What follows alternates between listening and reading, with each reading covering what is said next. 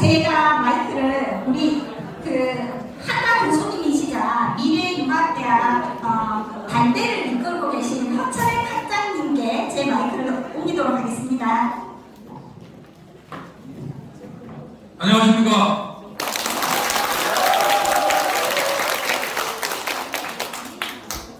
한 시간 전 행사에서 인사했기 때문에 인사는 안 하고 이번 학기에는 1학년 AB반 사회복지조사론 담당하게 되었습니다. 대학원은 사회복지정책론 강의를 하게 됐습니다. 반갑습니다. 자, 그러면 교수님들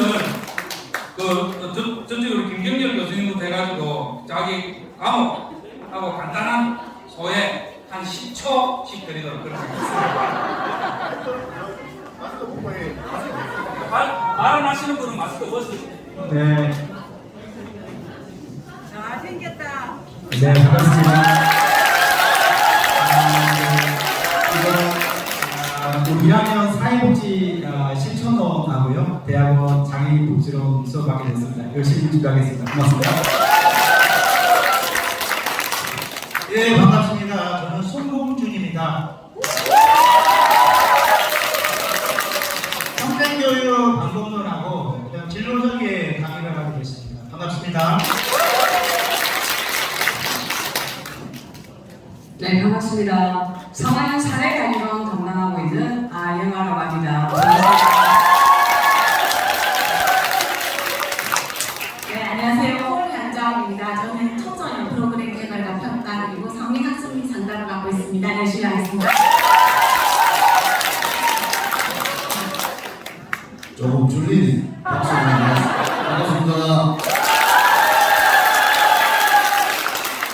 그래 안 해도 괜찮아요. 3학년 AB반 장애인복지론하고 4학년 통합반 교육복지론 2학기 갈 겁니다. 여러분 열심히 합시다. 고맙습니다. 반갑습니다. 김예현입니다.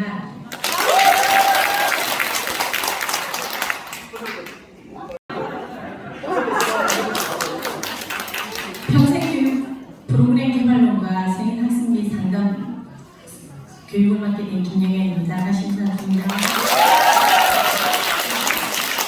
또한 즐겁고 재미있는 수업이 되었으면 합니다. 저는 2학년 A반, B반 교육론 담당 김인규 교수입니다.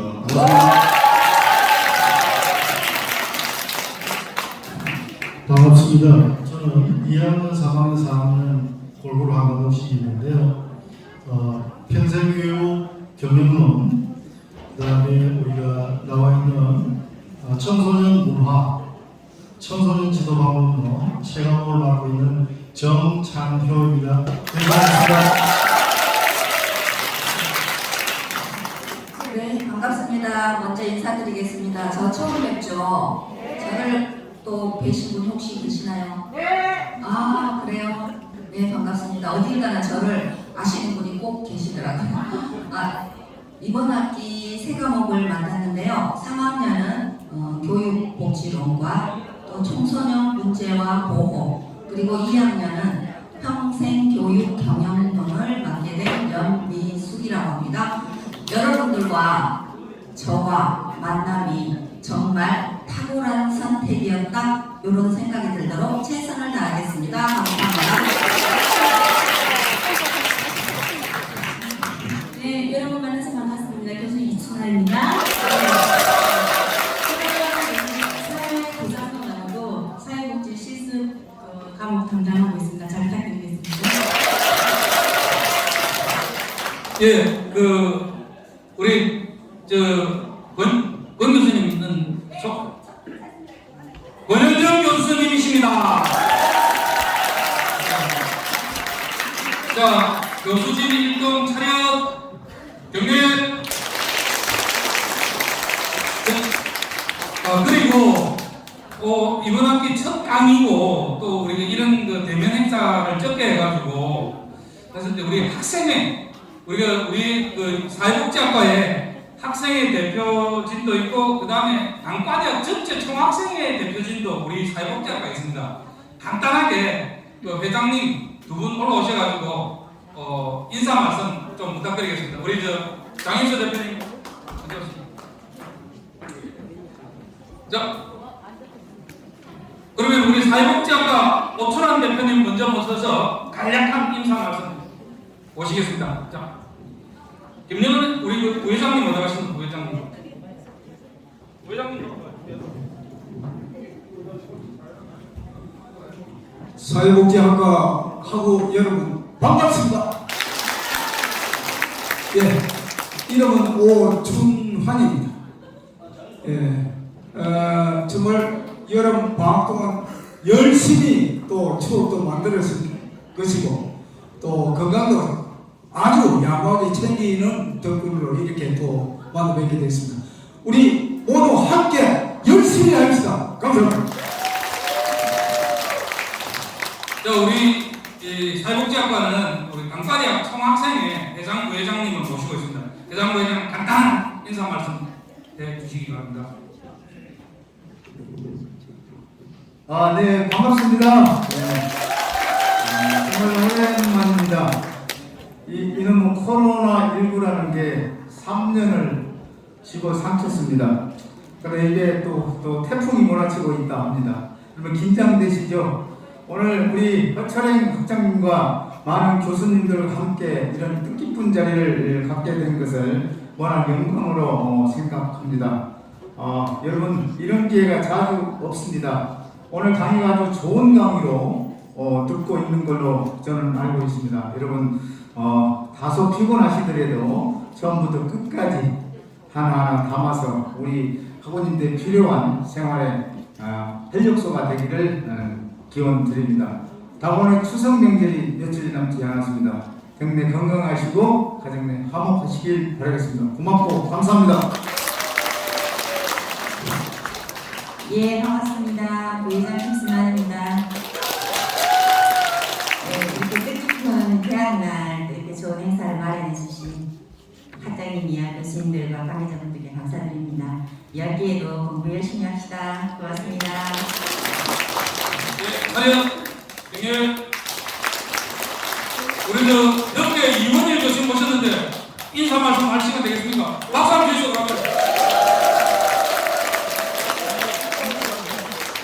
이상 다양한 식전 행사를 마치고 본 행사로 들어가도록 하겠습니다. 우리 오신 분들 소개해드리고 시간은 조금 10몇 분 지연됐습니다만 마치는 것은 정시에 맞추도록 부탁드리겠습니다.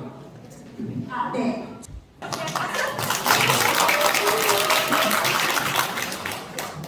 반갑습니다. 제가 보니까 막 술렁술렁 거리시는데 마스크를 좀 죄송합니다.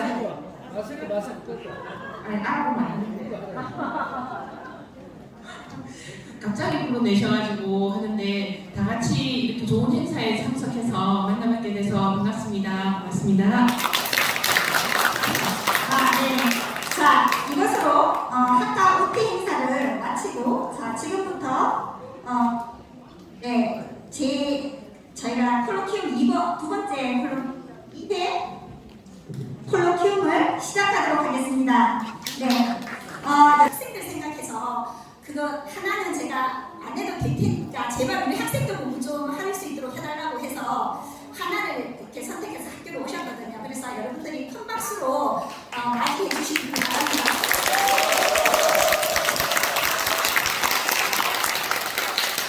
네, 여러분 반갑습니다. 저는 광주 서구청에서 스마트 통합 돌봄 담당관의 과장으로 근무하고 있습니다.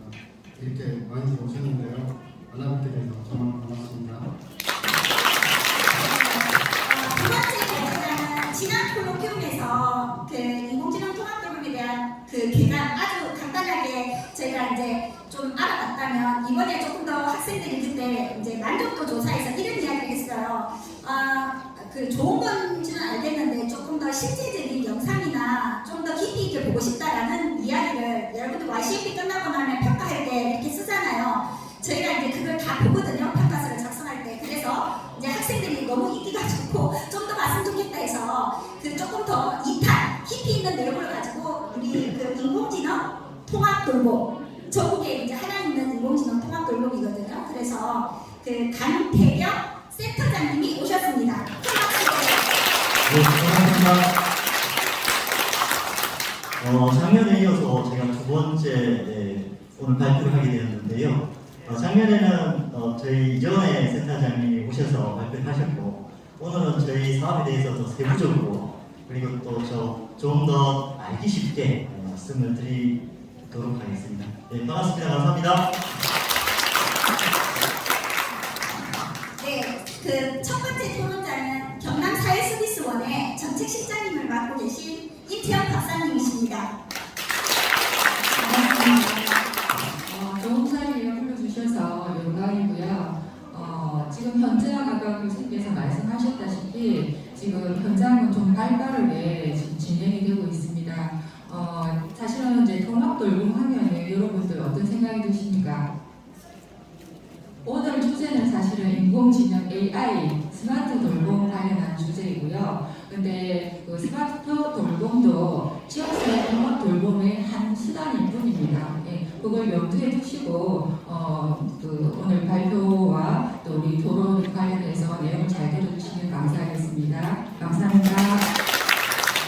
네, 저희 학교 아까 겸임 교수님이시면서 이춘하 교수님이 사회서비스 관련 평가위원으로 활동하고 계십니다. 그래서 이춘하 교수님이 두 번째 토론을 해주시겠습니다. 제가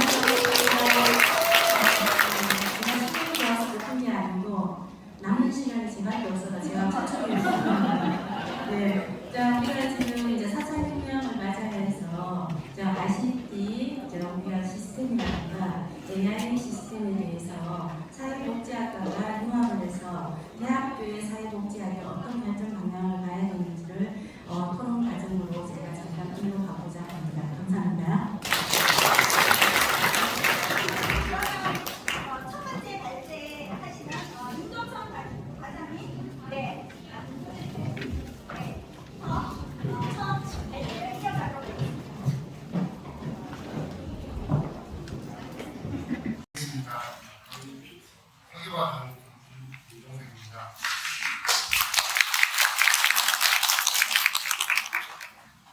저희들이 2019년부터 통합돌봄 사업을 시작했습니다.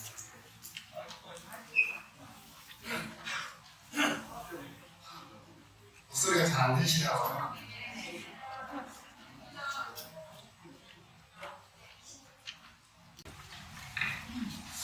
(2019년부터) 벌써 4년째입니다. 저는 사회복지 공무원을 오래 했는데 전에 보건복지사무소 운영하셨던 분들, 그리고 복지전담책에 수동사업하셨던 분들, 그분들은 원망을 참 공개했습니다. 그때 그분들이 잘했으면 우리가 이렇게 현장에서 헛발질하고 있지 않을 걸. 그때 잘못해가지고 시간이 수십 년 전이나 지금이나 변함이 없다고 생각을 하거든요. 근데 저 역시 그렇습니다. 4년 전이나 지금이나 변함이 없어서 참 죄송하다고 말씀인데요.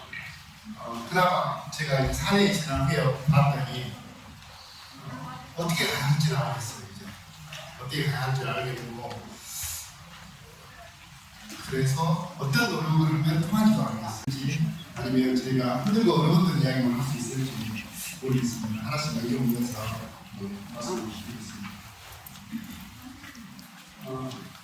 광주가 어떤 지역인지 소개해드리고, 그리고 저희는 이 통합돌봄 사업을 저는 개인적으로 통합돌봄 이기보다도 전자체계의 연장선으로 통합돌봄을 생각을 했습니다. 최근에는 저희가 7월 1일자로 최초로 Z그룹 센터를 저희 우리 서구에서 운영을 하면서 이제 또 통합돌봄 나올 모습을 좀 찾기도 했는데, 그럼에도 불구하고 현장에서는 전달책 어떻게 서비스를 전달할 것인지, 어떻게 사례 관리를 할 수 있을 것인지 이쪽에 계속 관심을 좀 가고 있고요. 뒤에 말씀드릴 텐데, 광주광역시는 최근에 특별한 조치를 하기 위해서 준비하고 있는데요. 그것도 말씀드릴 시간이 있을 것 같습니다. 광주 서구 먼저 소개시켜드리겠습니다. 서구는 광주에 있는데요. 우리 계란 노른자위처럼 전남하고 접경하지 않은 광주가 전남하고 둘러싸여 있습니다. 유일한 지역입니다. 근데 광주 서구가 여러분들 좀 관심 가져도 좋을 것이 어떤 거냐면, 인구가 전국 평균보다 7% 0.7%? 그 7%는 빠릅니다. 그 말은 어떤 거냐면 특별시, 광역시 평균 수준보다 1에서 1.5년 정도 구분하고 나서 저희가 좀 빨리 들었습니다. 아마 제가 영상에 있는 정보에 있는 좀 빨리 늦었다고 생각하고 1.5년 정도 빨리 그 입장에서 말씀드리겠습니다. 19년부터 사업을 시작해서 올해 끝납니다. 복지부에서는 내년에는 다른 일이 부과하겠다고 합니다. 저희가 19년에 시작했고 2022년 1월부터 진행을 했는데 이 사이 보면 크게 문제를 불안한 것이 2019년에 시작을 해서 2000년에 보건복지진단체 강화 사업이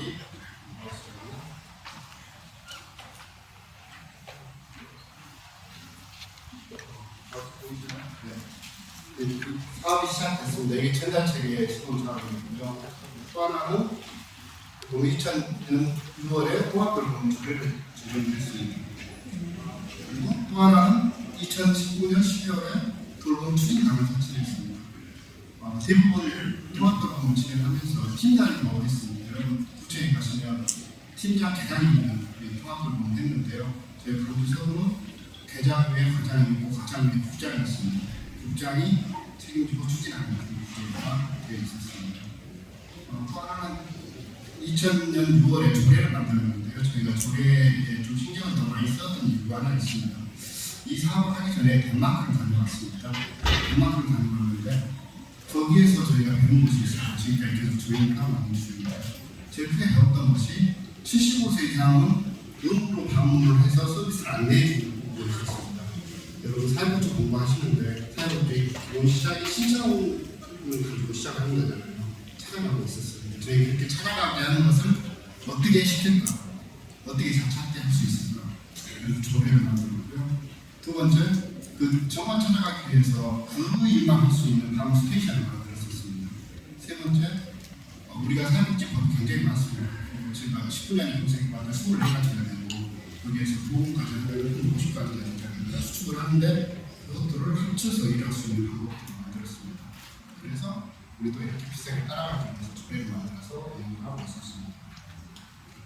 결론, 연말 끝납니다.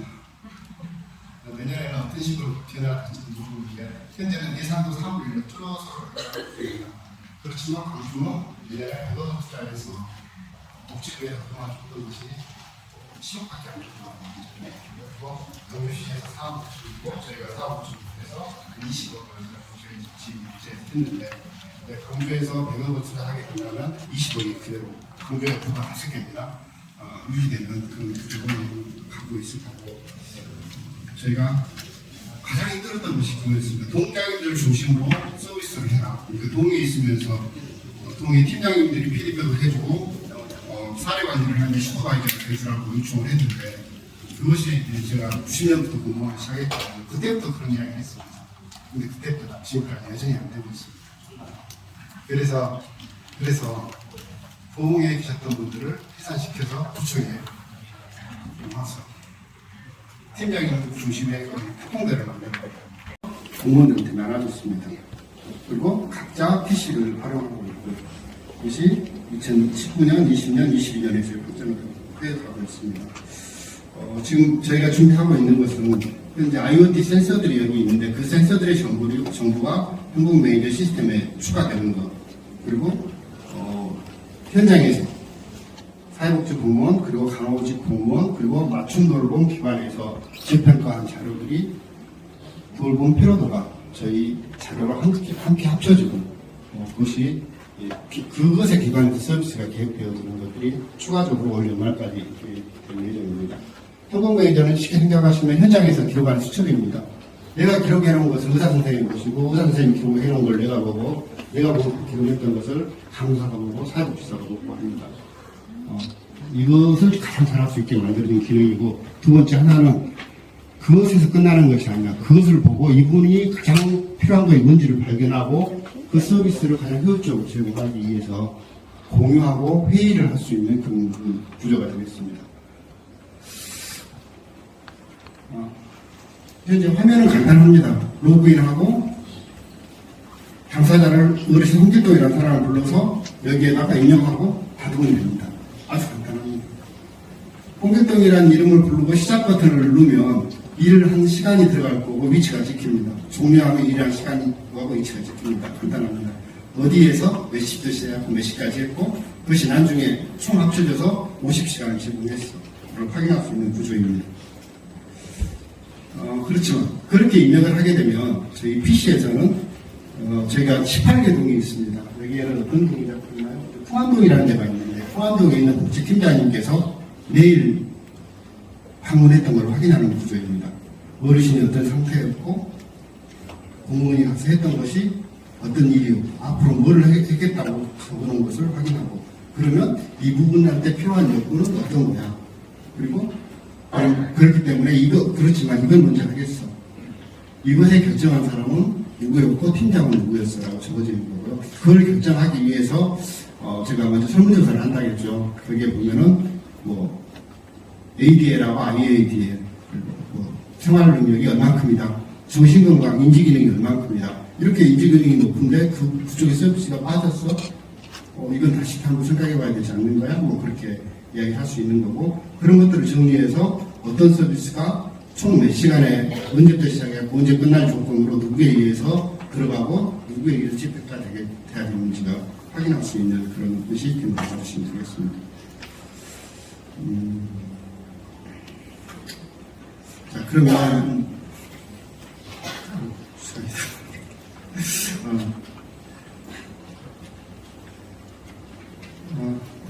시간이 많이 갔는데요. 그럼 좀 더 하겠습니다. 저희 디지털 기술을 이용을 해서 어떻게 통합돌봄을 잘할 것이냐 이제 그것이 계속 화두이고 그것을 할 수 있는 방법이 데이터다. 그 말씀을 저는 강조해 드리고 싶은데요. 데이터 그것을 어떻게 활용을 하는지 좀 말씀을 드리겠습니다. 저희들이 신경 썼던 것이 단일 창구. 저는 5포인트인 줄 알았더니 영어로는 싱글 포인트라고 하더라고요. 단일 창구에서 정보를 다 못내는 것. 그리고 단일 평가 도구를 하는 것. 그래 비교가 가능하겠죠. 또 사례 관리를 진행하는데 철저하게 개별적으로 하는 것. 한 번 주는 것이 아니라 반드시 3개월 후에 판단을 해서 그 옷이 적합한 옷인지 다른 옷을 바꿔줘야 할 것인지 서비스가 들어가야 조정하는 것. 이 모든 것에 대해서 평가하고 의견을 나누고 했던 것들이 공유되고 재평가되는 것. 이것들을 중심으로 했습니다.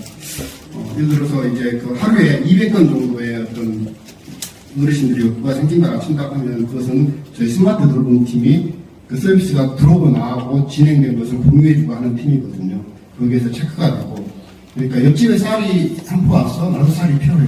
뭐 그것도 뭐 요구가 되겠죠. 그런 것들은 제외하는 그런 작업이 필요합니다. 실제 그분이 해주라는 것은 A인데 필요한 것은 C일 수가 있잖아요. 그걸 바르는 작업이 굉장히 정교하고 기술이 필요합니다. 그리고 C로 등록이 되게 되면 그리부터는 예, 반갑습니다.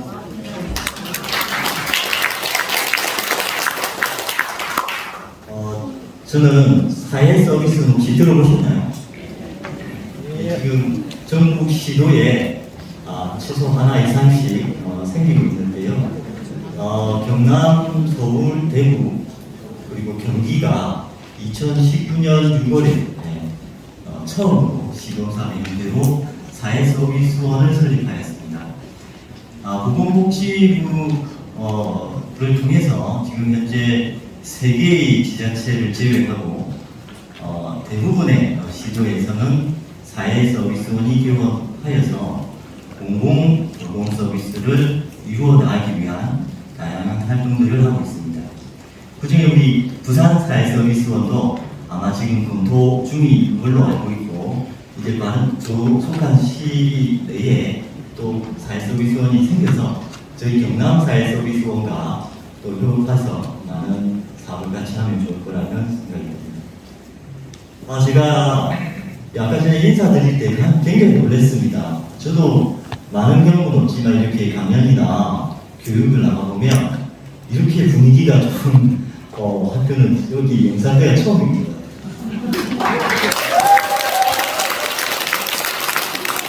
특히나 교수님 소개할 때 거의 뭐 새로운 그런 분위기를 조성해 주셨는데 이러한 학구열은 아마 이 전국의 최고이지 않을까 하는 말씀을 드립니다. 저희 경상남도 인공지능통합돌봄센터의 센터장이기도 하지만 경상남도 커뮤니티 케어 센터의 센터장이기도 합니다. 이게 좀 두 개의 센터를 운영하는데 얼마나 크길래 센터장을 경직으로 이렇게 두냐 이렇게 좀 생각하실 수도 있는데 저희 직원은 현재 이제 5명이고요. 저희 커뮤니티 케어 센터 내에 인공지능 통합돌봄센터를 부서로 설치한 그런 개념이라고 생각해 주시면 좋을 것 같습니다. 저희 어제 그러니까 금요일에 인공지능 통합돌봄센터 홍보 영상을 저희가 제작을 했습니다. 굉장히 따끈따끈한 영상인데요. 한 5분 30초 정도 됩니다. 한번 보고 발표를 진행하도록 하겠습니다. 알기 쉽게 풀어서 저희 사업을 설명을 드리겠습니다. 목차 내용, 추진 배경, 추진 방식, 서비스 체계, 사업 내용, 주요 사례, 발전 방향 순으로 안내드리겠습니다. 추진 배경입니다. 초고령화 시대에 어르신 가구는 증가하고 있고요. 생명 안전 문제가 계속적으로 대두되고 있습니다. 민간 회복으로 적극적인 해결이 지금 필요한 상황이고요. 한국은 2025년 초고령 사회에 진입하게 되어 있습니다. 국민 5명 중에 1명이 65세 이상의 어르신입니다. 경남 같은 경우에는 65세 이상 인구가 58만 명, 18%에 육박하고요. 홀로 어르신이 14만 명, 23%에 육박합니다. 이처럼 돌봄 수요 증가로 공공자원 투입이 한계에 직면할 예정입니다. 산업화, 핵가족화로 가족 돌봄의 한계에 봉착해 있는 상황이고요. 취약계층 돌봄 인력에 대한 막대한 인건비가 소요될 예정입니다. 경남도의 21년 노인 맞춤 돌봄 사업이 북한에서 말씀을 드리면 417억 원의 예산이 한 해에 소요가 됩니다. 혹시 선생님들 어르신 한 분이 요양병원이나 요양원에 1년간 입소하시면 얼마의 사회적 비용이 생기는 줄 아십니까? 600만 원. 얼마일 것 같아요? 600만 원. 네? 800만 원이요? 400만 원이요? 더 보셔야 됩니다. 1,500? 네. 알려드릴게요. 한 분당 4천만 원에 자, 젊은 층 인구가 우리 대학 졸업하고 사회에 나가면 정말 좋은 케이스로 대기업에 갔을 때 연봉 4천만 원을 받을까 말까 합니다. 그런데 이게 지금은 어느 정도 청년 인구가 많아서 어르신 한 명당 케어할 수 있는 인원이 1대1 정도 이상 됩니다. 그러나 이게 고령화 사회를 가면 역전해요. 그러면 이 어르신들의 돌봄 수요는 누가 감당할 것인가? 그 문제에 대한 방안으로 지역사회 통합 돌봄이 대두되고 있는 겁니다. 그래서 케어 우리 같은 인공지능 통합 돌봄 사업과 그걸 대안하기 위한 지역사회 통합 돌봄의 다양한 사업들이 이루어지고 있고요. 앞서 과장님께서 말씀해 주셨던 병원이나 요양원에 가지 않고 본인의 집에서 거주하시면서 케어를 받으실 수 있는 것이 대안이 되고 있는 것이죠. 그래서 이것은 정책적인 어떤 파이가 아니라 필수적으로 이제는 대비해야 할 수단이 된 것입니다. 아까 과장님께서도 말씀하셨지만 이 예산적인 부분이 가장 고민이 드는 지점이죠. 이게 정권이 바뀌고 또 정책이라는 것이 그 정권의 영향을 받기 때문에 예산을 계속적으로 수반받지 못하면 지역사회 통합 돌봄 사업을 계속적으로 안정적으로 운영하기 어렵습니다. 그러한 부분들을 대비하기 위한 수단으로서 현 정부인 윤석열 정부에서는 인공지능 AI를 활용한 돌봄을 대안으로 삼고 있는 부분도 있고요. 또 Z2앱 의료지원센터 아까 강주가 시범적으로 운영하고 전국 최초에 해당할 것 같은데요. 저희 경남도 거기에 대한 고민들이 있고 기회가 된다면 저희 광주에 한번 가서 경험을 한번 가져보겠습니다. 민간의 ICT 도입이 필요합니다. ICT 영역은 민간이 잘하고 있죠. 뭐 다들 아시잖아요. 저희가 아리아인데 아리아는 SK입니다. 그리고 KT는 진이 소비라는 그런 AI 스쿨을 만들기 때문에 LG 크로마 다양하게 있습니다. 지금 호돌이도 있고요. 대전에는 홍돌이가 있고요.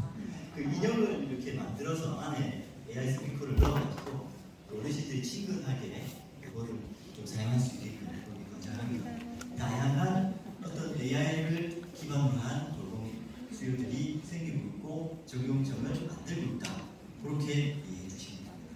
그래서 아까 저희 강주에서는 이제 다양한 서비스 영역들을 규합을 해서 플랫폼을 구축하고 계셨잖아요. 저희도 굉장히 만연입니다. 그래서 저비용의 24시간 비대면 상시 돌봄 체계를 구축한다. 이 말은 우리 장기 요양 서비스의 요양보호사들 아시죠? 노인 맞춤 돌봄 서비스의 노인 생활 지원사 선생님들 이런 분들이 가정에 직접 가서 돌봄을 제공하고 있는데 커넥트입니다. 그리고 저희 경남도 같은 경우에는 다른 시도에 비해 자랑할 만한 게 하나 있습니다.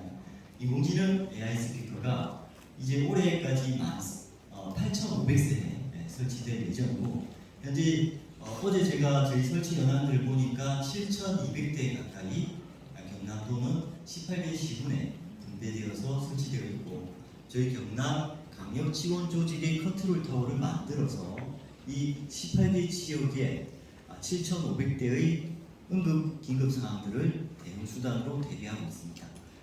다른 시도는 이렇게 많은 AI 스피커를 그리고 인공통합 돌봄 사업들을 세대로 지원하는 형태는 아직까지는 부족한 부분이 있습니다. 그 부분은 저희가 조금은 앞서 나가고 있지 않은가 이런 생각이 듭니다. 그래서 서비스 체계를 보시면 대상자의 사용 패턴 기반을 빅데이터 할 수가 있습니다. 많은 어르신들이, 많은 대상자분들이 저희 인공지능 통합돌봄 대시보드 단계 정보에 플랫폼화되어 있기 때문에 그 데이터가 계속적으로 축적되고 있다. 이렇게 생각하시면 좋을 것 같고요. 그 데이터를 기반으로 한 이분들이 니드, 그러니까 욕구에 기반한 수요의 서비스를 저희가 또 만들어낼 수가 있고 개발해 나갈 수 있는 체계이다. 이해해 주시면 됩니다. 그래서 선적 가구는 기본 제공 음악, 말 그대로 우리가 이제 음악을 듣는 부분이고요. 누구 케어콜, 운세, 날씨 등등등의 컨텐츠가 있습니다. 근데 이제 저희가 지금 말씀드린 이 컨텐츠들은 행복 커넥트에서 주요하게 제공하는 컨텐츠이고요. 이 AI 스피커의 플랫폼이라고 보시면 되는데 다양한 민간 앱 개발자들이 있을 거 아닙니까 전국에. 현재 컨텐츠를 저희가 기반으로 해서 세어보니까 110개 정도의 컨텐츠가 이 플랫폼에 등재되어 있습니다.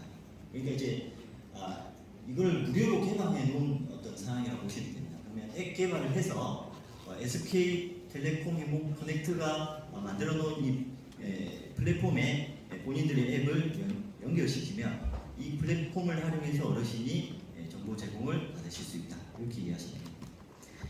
특화 서비스입니다. 저희가 이제 지금 말씀드리는 거는 저희가 이제 시중에 나와 있는 아리아의 그런 컨텐츠와는 별개의 돌봄 서비스라고 보시면 되고요. 치매 예방 인지 강화 프로그램, 기억 검사, 마음 체조, 새소식 알림 등등등의 새소식 알림은 이제 복약 지도가 되죠.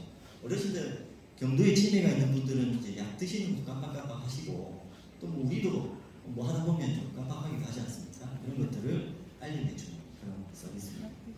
그리고 이제 향후 서비스라고 했는데 이제 교육자료가 조금 전에 만들어서 지금 이제 실시하고 있고요. IoT 센서, 저희가 지금 들어가는 게 이겁니다. 아까 AI 스피커와 IoT 센서 그리고 포켓 와이파이가 3개의 한 세트가 어르신 가정에 설치가 됩니다. 포켓 와이파이를 설치하는 이유는 독거 어르신 가정에 와이파이 환경이 구축되어 있지 않는 경우들이 대다수이기 때문에 10기가의 인터넷 환경을 조성하기 위한 포켓 와이파이를 어르신 가정에 설치해드리고 AI 스피커와 생활감지 센서 레이더 센서라고 하는데 이 레이더 센서를 같이 설치됩니다. 레이더 센서의 역할은 어르신의 호흡, 맥박, 체온, 그리고 제실 여부를 감지하는 부분입니다. 그러면 어떻게 운영을 하는지 말씀드리면 데이터 간제 이상 징후 파악, 설치 기기 모니터링, 데이터 분석, 인사이트 도출 보고 이렇게 좀 간단히 말씀드리면 저희는 경남 인공지능 통합 돌봄센터가 하나 설치가 되어 있고요. 18개 시군의 운영 기관이 26군데 민간 위탁을 통해서 운영 중에 있습니다. 가령 복지관일 수도 있고요, 협회일 수도 있습니다, 노인회일 수도 있고요. 어쨌든 민간 위탁 기관에서는 100명당 어르신 100명당 한 명의 케어 매니저를 고용을 해서 이 간제 서비스를 대응을 하고 기기 오작동이나 결함 등을 AS해드리고 있습니다. 그래서 인공지능 통합돌봄센터 현장 케어 운영기관 내의 케어 매니저, 그리고 야간 시간에는 어떻게 간제를 하냐, 저희 센터도 이제 직원들이 퇴근을 하지 않습니까? 그러면 9시부터 오후 18시, 6시까지는 저희가 간제를 하고 그 이후 18시 이후와 그 다음날 오전 9시까지는 ADT 캡서가 야간 모니터링합니다. 그리고 긴급한 상황인지 여부를 확인해야 되잖아요. 저희 전담 인력이 연락을 드려서 긴급한지 확인을 하고, 정말 긴급한 상황에는 소방서에 연락을 해서 출동을 하고 그런 부분이고요. 3번 이상 전화를 받지 않으면 자동적으로 저희가 출동을 시킵니다.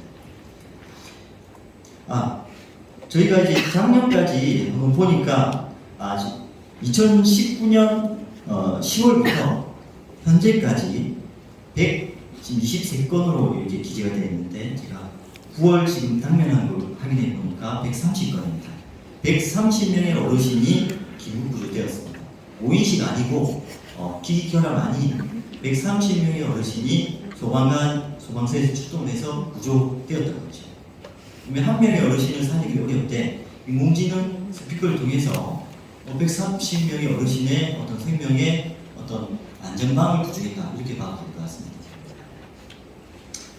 생활감지 센서, 아까 말씀드렸던 제실, 호흡감지, 활동량, 체온, 심박수 이런 것들을 감지해서 얘가 이제 직접해서 어르신이 부정맥이 뜨거나 호흡이 불안정할 때는 AI 스피커가 어르신 괜찮냐고 물어봅니다. 그럼 어르신 괜찮으면 괜찮다 하면 이제 거기서 종료되고요.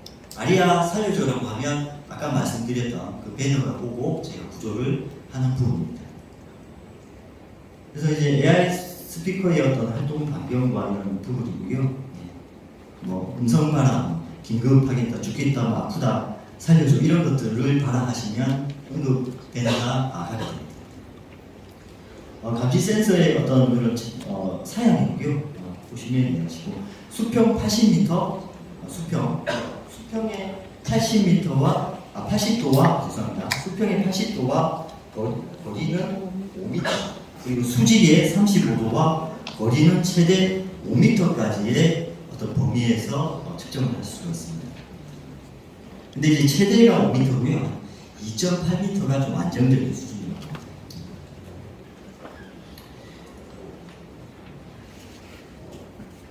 자, 질문. 네. 저분, 자, 성함이랑. 네, 저는 성함이. 이거 다시 갔네. 안녕하십니까. 저는 성함은 일반 종류 이도순이라고 합니다. 저기 경남 센터장님께 주겠습니다. 아리아 살려줘. 이럴 때 정신이 있는 사람은 아리아 살려주고 할 수 있잖아요. 그렇지만 내가 의식이 좀 점점 꺼져간다. 그럴 때는 하체가 1번을 눌러든지 2번을 반죽 편이 있으면 한 눌렀을 때 연결될 수 있는 이런 개념으로 가실 수 있는가요? 네, 시스템이 가능한지. 김경님, 제가 마이크를 불러드렸습니다. 예, 제가 좀 전에 그 생활감지 센서 말씀드렸잖아요. 그 생활감지 센서를 AI 스피커와 같이 설치하는 유형이기도 합니다.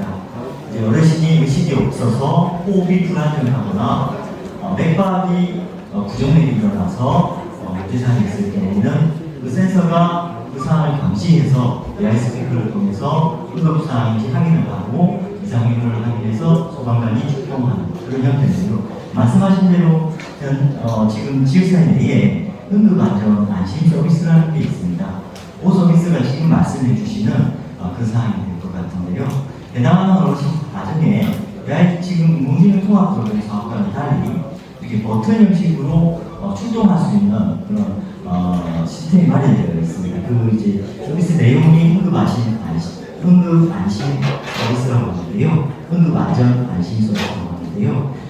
그와 병행해서 저희 인공지능 통합돌봄 사업도 경남에는 같이 이루어 나가고 있다. 그렇게 이해해 주시면 감사할 것 같습니다. 네. 네, 다른 저쪽. 네.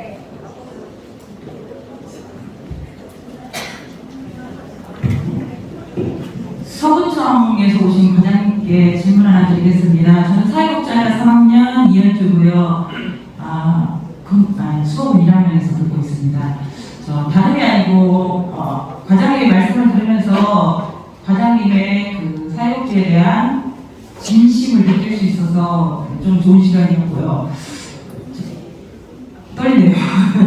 다름이 아니고 그런 통합 사례를 갖고 계시는데 보건복지부에서 또 상도 2번이나 하셨다고 하는데 수고하겠습니다. 그러셨다고 하는데 그 사례들이 왜 다른 지자체에서는 왜 그게 많이 번지지 않았을까요? 제가 알고 있기에는 그게 처음이에요.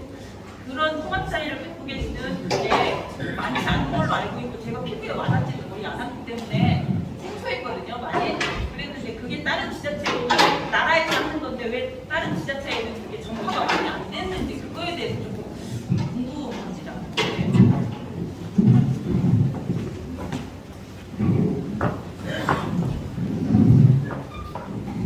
질문 감사드립니다. 좀 더 구체적으로 말씀해 주신다면 통합 돌봄이 전파가 안 된 건지 아니면 사례 관리하는 체계가 전파가 안 된 건지. 사례 관리하는 체계가 AI나 이런 지니 이런 것들 많이 나온 것 같은데 그 서구청은 굉장히 단일화하고 그렇게 막 체계적인 것 같다는 생각이 드는데 그런 것들이 따로 주는 그렇게까지는 아닌 것 같아서 우리나라에 그런 수가 많이 있지는 않은 것 같아서 그런 것들이 왜 많이 다른 교회는 홍보가 많이 안 되었는지 그게 좀 궁금했어요. 네, 이제 이해했습니다. 좀 안타까운 건데요. 아직 우리나라가 선진국이 안 됐습니다. 그래서 그렇습니다. 저는 지금 개인적으로 90년부터 사회복지 전담 공무원으로 근무를 하고 있고, 그때부터 주민들의 삶을 살피겠다고 선언을 했습니다. 그렇지만 지금 33년째, 횟수로 33년째입니다. 33년이 지났는데도 전혀 변화가 없습니다. 왜 그러냐면 저희가 처음에 들어왔을 때 저희들한테 주어진 과제가 뭐였냐면 통장이 그리고 반장님들이 수급자 선정했던 것을 원칙 비리가 많으니 그냥 아무나 해줘버리니 그것만이라도 좀 정확히 하겠다라고 시작을 했습니다. 근데 그렇게 경험이 있어서 여기까지 오신 분들이 그동안 했던 것이 수급자 책정하는 것 첫 번째, 두 번째, 여러분 혹시 근무하고 계실지도 모르지만 사회복지시설 기관들 돈 내려주고 감시하는 것, 그것이 전부였습니다. 그리고 나서 이제 통합사례관리라는 것을 하게 됐는데 그것을 어떤 사람이 했냐면 공무원들이 안 했어요. 민간에 있었던 분들을 사례관리사로 채용을 해서 사례관리를 하게 했습니다. 근데 또 안타깝게도 이거 너무 된가요? 저희 그 전에 저희한테 있는 통합사례관리사가 5분이 계시는데 한 분은 국가대표 여선수, 한 분은 의상부장이요. 그런 분들이 사례관리를 한다고 하셨습니다. 근데 그분들이 벌써 10년째 하고 있어요. 그러면 10년이면 수준이 올라야겠다는 얘기가. 근데 10년 전이나 저희가 수준이 30년이 지나서 나오는 것처럼 똑같이 안 올랐습니다.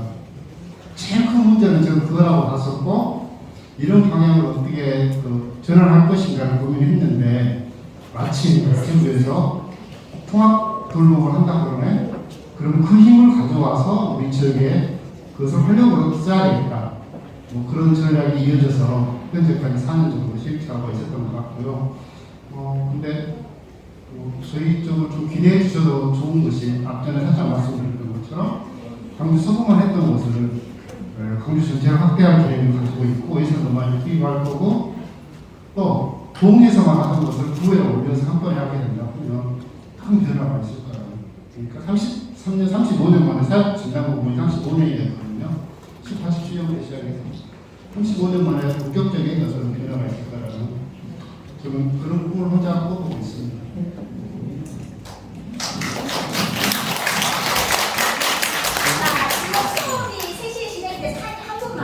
우리 윤기선 대표님, 저희 학생이 이렇게 학부에 비해 없습니다. 네, 못 끝나요. 오늘 밥까지 해도 안 돼. 너무 재밌어요. 저는 그 2학년 B반인데 현재 중간고를 운영을 하고 있습니다. 근데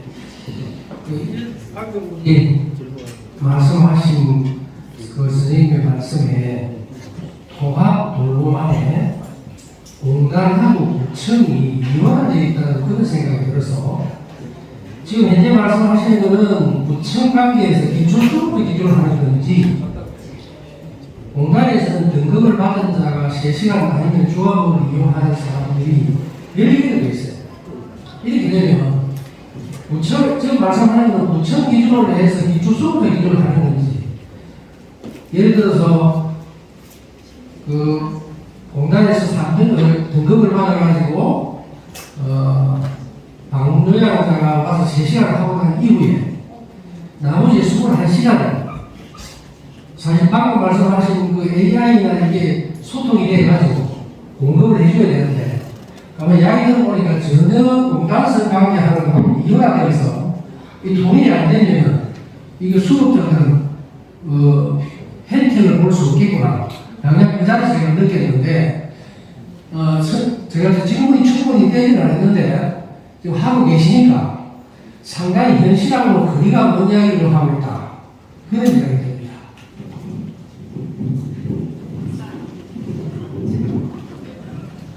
네, 이것도 제가 답변을 드릴까요?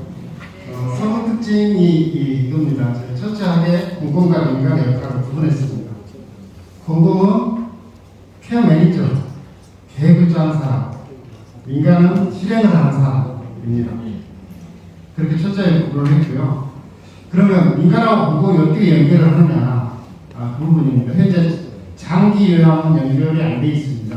장기 요양 연결이 안 돼 있는데 굳이 저희가 장기 요양 기간하고 함께 쓰는 돈이 1억입니다. 1억을 예산을 짜서 그 통에다 넣어놓고 장기 요양 기간에서 우리가 서비스를 하다 보니 본인보다 못하는 사람이 있어. 이 부분에 서비스를 넣어줘. 그 다음에 장기 치매 어르신인데 우리가 4시간밖에 못 넣어주네. 저녁에 밥을 어떻게 할 거야? 넣어줘. 그런 주문을 받고 그렇다면 저녁에 그 사람을 구입해서 투입을 해주고 하는 구조를 하고 있습니다. 다시 정리입니다. 공공은 매니저, 민간은 기본인데 그런 것들이 함께 공유하고 내용이 소통될 수 있는 것이 행복 매니저라는 시스템이고요. 이제 장기요양은 그렇습니다. 그러면 맞춤 돌봄하고는 어떠냐? 한 몸입니다. 맞춤 돌봄은 한 몸입니다. 선별 설문지가 똑같습니다. 그래서 공공이 75세 이상은 이제 건강 연령이 그냥 끝났다고 거의 보는 거잖아요. 그분들의 의무 방문을 하고 갔다 온 결과를 놓고 보면 이분은 분명히 장기요양에 해당이 될 텐데 상등급 정도 해당이 될 텐데 서비스가 안 들어가 있어. 체크돼갖고 동물을 내려갑니다. 동물은 그렇게 하고 그 다음에 민간단가는 이 부분은 장기요양도 아니고 현재 맞춤도로 기본 중점도 아닌 상황인데 중점 대상이야 라고 하면 그것이 결정이 돼서 그 해당 기관, 저희 군역별로 나눠져 있고 통보가 됩니다. 그러면 그 기관에서 그걸 가지고 내가 볼까 이건 도저히 아니야 이거는 기본인데 네가 잘못 봤어. 그러면 그것을 중지 요청을 저희한테 하는 걸로 한번 결정을 바꾼 데서 합니다. 그렇게 하기 때문에 거의 한 몸이라고 할 수 있을 것 같고요. 근데 저 꿈은 이겁니다. 동에 계시는 케어 매니저들이 우리 장기간 보시면 활동 계획 나오잖아요. 그런 것처럼 초등학교 1학년 수업표를 만들어주는 것처럼 아침에는 우리 장기간 기간에서 점심 때는 주방마술과에서 저녁에는 프로스 사업, 돌봄 프로스 사업이고 그에 대해서 의사 선생님은 수요일 목요일 나오고 또 그에 대해서 사회복지 공무원들은 한 달에 한 번씩 가서 보는데 그냥 가서 보는 거 아니라 구체적으로 그 할머니의 어떤 영양 상태를 본다는 거야. 할머니가 병원에 약을 잘 안 드셨는데 그 약이 너무 잘 맞는가 그런 걸 본다는 거야. 그렇게 구체적으로 명시해서 하나씩 체크하는 방법으로 가는 것이 꿈인데요. 아직 안 됩니다. 근데 그 중에서 말씀드린다면 그런 방향성을 갖고 노력을 하고 있고 그걸 하려고 봤더니 통계는 절대 안 된다는 거예요. 그래서 그거로 끌어들여서 훈련을 시켜서 특공대를 만들어서 되겠다는 것이 저희 계획입니다.